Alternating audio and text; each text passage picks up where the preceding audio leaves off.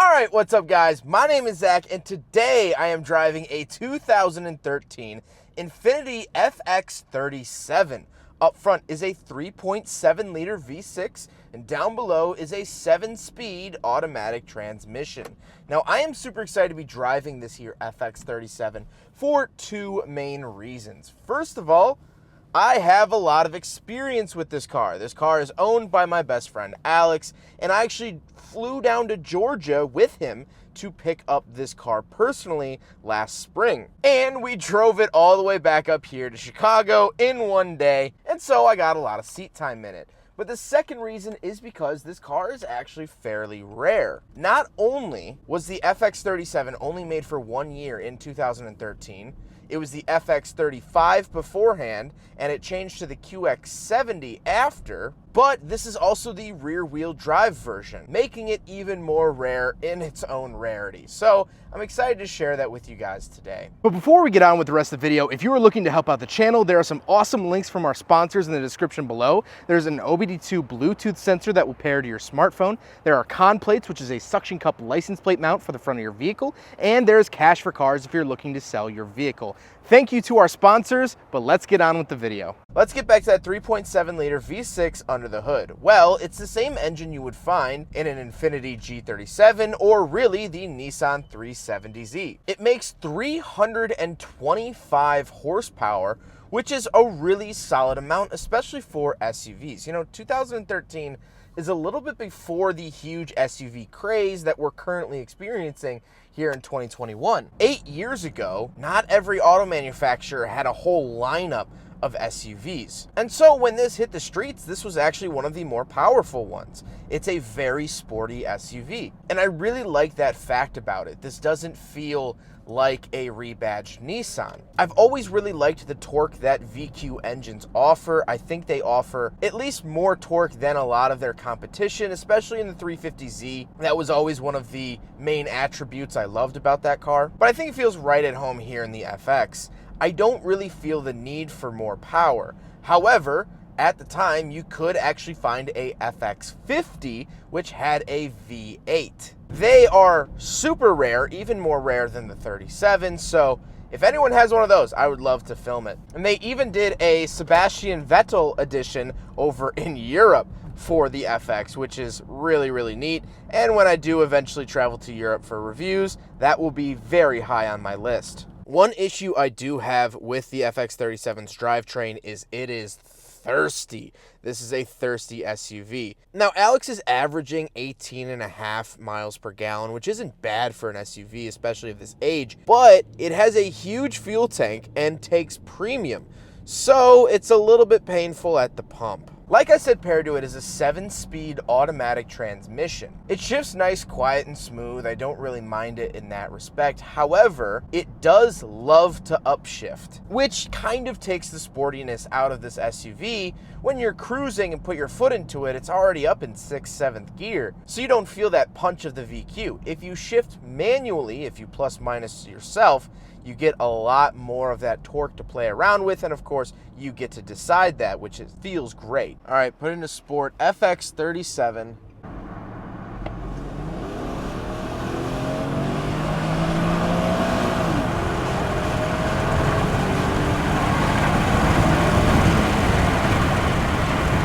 It's quick. It's definitely quick, and you do feel that VQ power, which can't be said about a lot of modern SUVs. A lot of SUVs, most SUVs are 4 cylinders, the occasional V6, but it's not all that common. So it's nice to have that extra sort of gravitas to get where you're going. Last but not least, like I said, this here FX37 is rear-wheel drive, which was the rarer option. You could get them in all-wheel drive or rear wheel, and this one is rear wheel. And I like that. That adds definitely to the sportiness of the FX37, which we'll talk about a little bit later on. With that out of the way, let's talk about the interior. Well, in front of me, I have 4 physical gauges and a screen. On the far left, I have my coolant temperature. Then I have my tachometer, and on the right, I have my speedometer and my fuel. I also get this little customizable gauge in the center. This is very typical Nissan think most Nissans from this era have this screen. However, here in the 2013, they actually upgraded it to have white lighting as opposed to the amber lighting that is found in like all Nissans throughout the 2000s, and even up until now, some still have this really old dated amber lights. This actually has the nice white, and I think that makes the gauge cluster look a lot more modern. On the steering wheel on the left, I have my controls for the radio, like source, scroll, back, volume, and voice commands. And on the right, I have my cruise control settings. Now, this does not have the technology package. However, if you were to get the technology package for the FX37, you could actually have radar cruise control, which is very, very nice, but of course, this one doesn't currently have it. The steering wheel is wrapped in an aftermarket wrap. It is not normally perforated leather like this. However, it feels very, very nice in my hands. The size of the steering wheel is very good, and it automatically telescopes up when you turn the car off to make it easier to get out.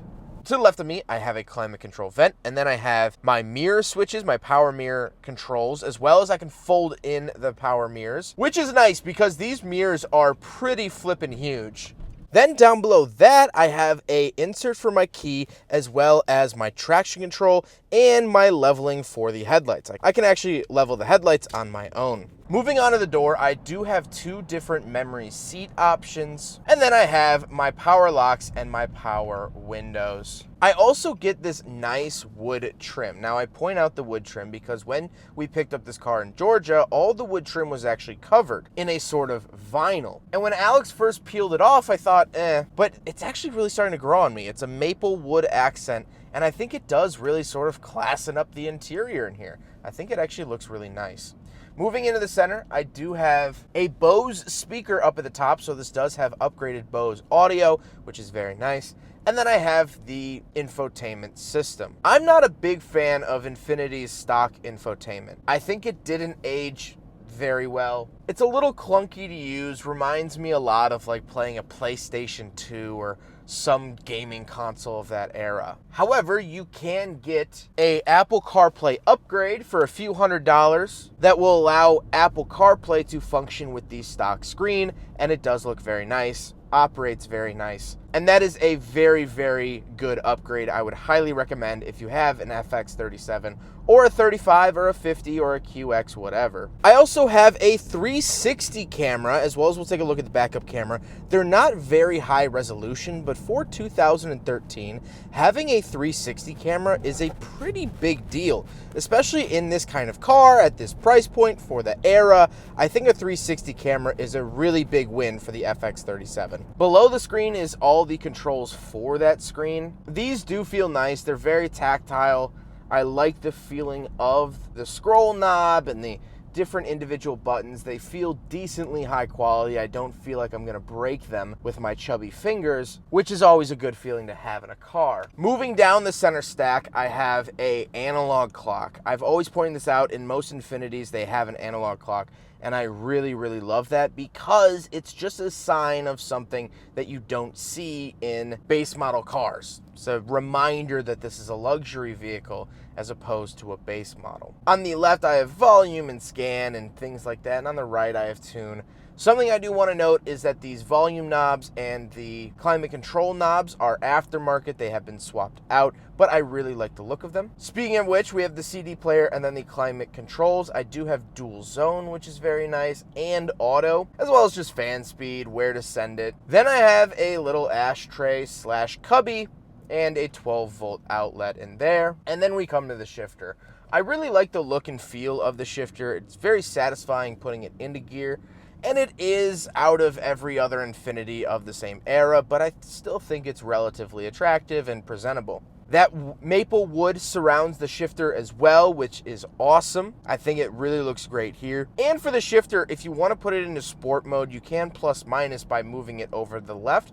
But if you just move it over to the left and don't plus minus, that's actually sport mode. You'll see a DS come up on the center screen, and that means you are in sport mode. Down below the shifter, we have our snow mode, which basically ups the traction control, will kill your throttle if it thinks that you're sliding, which is definitely nice to have in a rear-wheel drive SUV up here in Chicago, where we're gonna get snow any day here. I also have my controls for the heated and ventilated seats, which is very, very nice. This is the luxury package of the FX37, and so it gets the ventilated seats, which feel great. They're very, very nice, especially on a long, hot day. It's nice to get those ventilated seats. Then down below those buttons, I do have cup holders, so we will do a big friggin' bottle test here in the FX37 from 2013, and it passes. There's this little sort of platform helper thing that will move out of the way to accommodate the big friggin' bottle. Then I get a little center console, and then we got to talk about the seats themselves. The seats are decently sporty. They have higher bolsters on the sides than what you would typically find in other SUVs. And when I say other SUVs, I'm thinking of like the Mazda CX-5, the Toyota RAV4, Honda CR-V, maybe a little bit bigger, but this isn't quite the size of like an Explorer or anything like that. And so compared to those vehicles, this feels very, very sporty. It feels very athletic, and I like it a lot. But speaking of seats, we do have back seats, so let's go do a back seat review. All right, so we're in the back of the 2013 Infiniti FX37. Couple of things to note back here. First of all, headroom is great. Knee room is pretty good. However, the seat can be leaned back. This is in the upright position for more cargo space, and we'll talk about that when we look at the trunk. So I'm sitting a little bit upright. You can lean them back, and it's a lot more comfortable. Back here, you really do notice the sports suspension when you do go on a road trip or on the highway. It's a little bit stiffer than other SUVs, but it's not that big of a deal. And I do have the center console with 2 cup holders and a little cubby, which is actually a lot smaller than I would have thought. Given the space of the lid and the space inside, doesn't quite add up, but that's okay. And of course, you can put this up to have a middle seat. Other than that, nothing really too crazy about the back seats. I do get a 12-volt outlet down there. I have 2 climate control vents. However, there is no specific controls up front for the rear climate, so I'm just getting whatever they're getting, which is usually fine. Let's go take a quick look at the cargo space and the trunk, and then we'll talk about the looks. All right, so we're on the back of the FX37. There's a little button under here.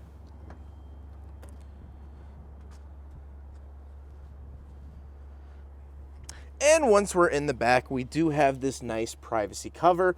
And like I mentioned, as you can see, there's this sort of gap. And these are movable, so you can actually recline the back seats. Now, those are in the upright position, and honestly, like this, you have plenty of cargo space, like a normal SUV. But as soon as you start reclining those seats, you actually lose a lot of cargo space. So we'll keep them up.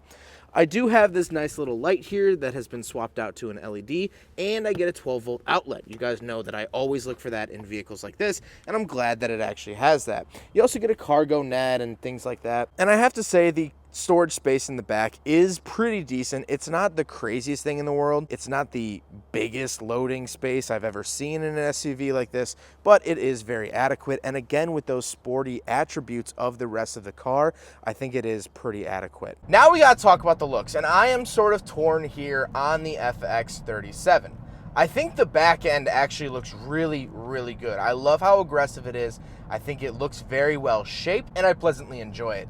I think the front looks a little bit too big, a little bit too fish-like. However, while you're driving, you actually get these big hips on the hood that sort of guide your way, and I think it makes the SUV feel larger than it actually is. It's not actually that big of a car. And of course, on the outside, what you're seeing now is these are actually 2009 Nissan GTR wheels, so they are 20-inch all around. As well as behind those wheels are Akibono brakes that have been added by the previous owner. Shout out to Jeff for those. But now let's get to my final thoughts here on the FX37. What do I think? Well, after spending so much time in this car, I really feel like this is one of Infiniti's best kept secrets. Infiniti has historically been not one of my favorite companies. I think the G line in the 2000s was really good. I think the Q45 I drove last fall was really good with the V8. And I like the new Q50, but it just hasn't been updated in a while. Other than that, Infiniti isn't really an exciting brand for me. I don't rave over their cars usually. They're just kind of another Lexus, Acura type brand. However, as the title suggests, I really think that the FX37 is Infiniti's best kept secret. Because I never heard about this car. Even when it was new, I never really heard much about the FX series. I saw my neighbor had an FX35, but then he went to jail and I never saw it again, so maybe that's why I wiped it from my memory. The FX offers a lot to a car enthusiast or someone that just enjoys driving. You don't have to know the torque specs of every nut and bolt to appreciate this car. The owner, Alex, has road tripped this car quite a bit, quite frequently. He's taken it to the tail of the dragon when we went this year, and it held up. It kept up with a lot of other cars. It offers a fun and engaging drive while still being a practical SUV. What I've really boiled it down to is this is a G37 on stilts with a humpback, because you could fit a lot in the trunk when the seats are upright, but you still get the driving dynamics of a G37. It shares a platform with it, engine with it, but it really feels like a bigger G37, and I really like that. I really loved the G37 when I drove it, and this is barely different, just barely different. Some of the downsides, I will say, it does have a lot stiffer of a ride than, say, the other competitors I mentioned, like the CX-5 and the RAV4 and things like that. This is on lowering springs, so that factors into it, as well as this is a sportier SUV. That's one of the trade-offs. When you go sportier, you want stiffer, and you give up a little bit of that ride quality. It's not very noticeable up front, but it is a little bit more noticeable in the back. Some things do feel outdated, like that infotainment system, like the backup camera and 360 camera. They didn't hold up super well over the last 8 years. But on the flip side of that coin, I think that there's a lot that does hold up. The steering wheel and gauge cluster look very modern. And to be honest, for almost 150,000 miles, the interior and car in general has held up really well. Just physically, materials not cracking and breaking, this has done a solid job. That's some Japanese engineering right there. So I really do think that this is a diamond in the rough when it comes to Infiniti. This is one of the good ones, and yet not many people know about it, which I think is a shame. Well, I hope you guys enjoyed the video. Huge thank you to Alex, of course, for letting me review his FX37. It's been a long time coming. It was an absolute blast to go down to Georgia with him to pick up this car. Please go check out that video. It'll be linked at the end of this one to see our whole adventures of flying down to Atlanta, buying the car, getting lunch, and cannonballing it 12 hours back home, all in the same day. That was an absolute blast and a memory that will last a lifetime. But I hope you guys enjoyed the video. Don't forget to rate the video, comment on the video, and subscribe if you really liked it. Take care, guys.